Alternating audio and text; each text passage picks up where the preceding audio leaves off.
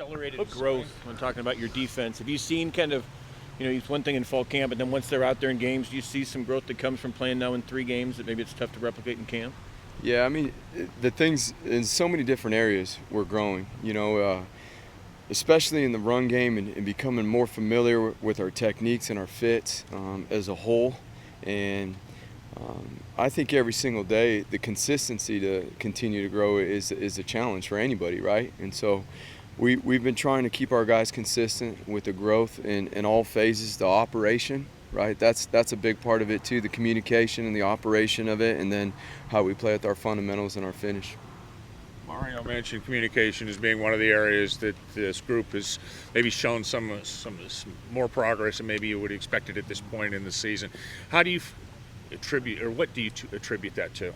We spend a lot of time talking about it, and we make it very difficult on them at practice with what the formations, the adjustments, the sets they get, and we're back there with them, working them through it.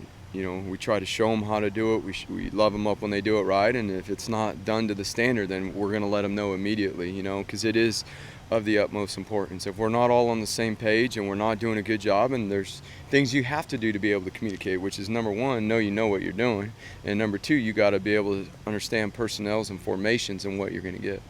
Got one of the more veteran quarterbacks in this league to prepare for, and I know they're traditionally a run team, but they're really not right now. So what have you seen from him, and what is a more passing-oriented attack this year? Well, I think the passing attack with the route concepts and the personnel they have, the length at wide receiver, and obviously tight end, they got a whole slew of tight ends that are very capable and very talented.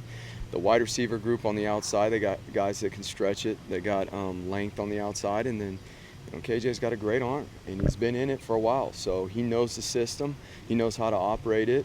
And so, it's going to be a huge challenge for us. It's kind of the unique challenge of when you're preparing for offensive tackles who might be freshmen, because obviously they're veterans, there's a lot of tape, there's other things, but those are not positions ordinarily. We talked before the season about how when you're on a line, you have to be really big human. Right. So there's just not a lot of game tape to prepare for freshman tackles. You know what? I mean, there's more and more every week, as we've spoken about, like you referred to. It's just there's more and more freshmen playing these days, and so in the trenches it's less common, but you even start to see it more and more now. More D linemen are playing, more O linemen are playing, and you know what? Those guys are going to battle.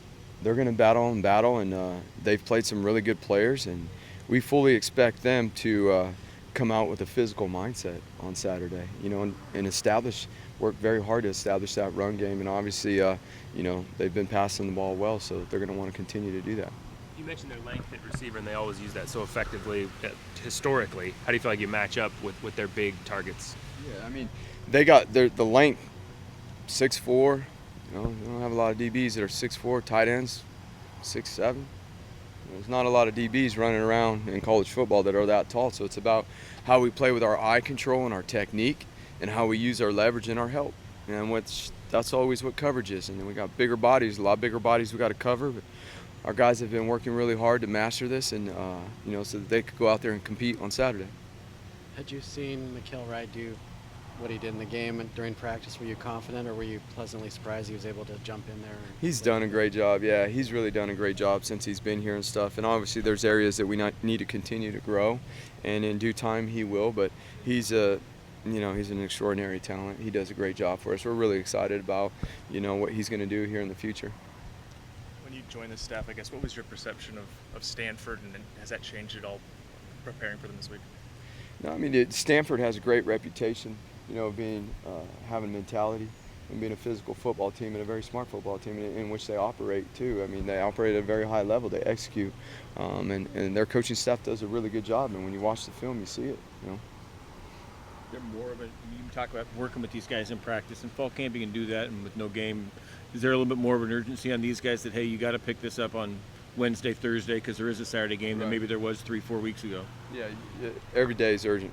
Every day is urgent. This morning, it was urgent. They felt, all the coaches this morning, our urgency. It always starts with us as a coaching staff. There is no time to waste. Every single minute has to be used efficiently, whether it's in meetings, whether it's preparing ourselves for meetings as a coaching staff. And obviously when we get on the practice field, we only have so much time. And so, and like we talked to the guys about today, on the football field at practice, we're going to try to make it more physically and mentally, especially mentally demanding, to get it to that point where it's like a game. So when you get into the game, you know, you have an understanding already of what it's going to be like, you know. So we make it very hard on our guys.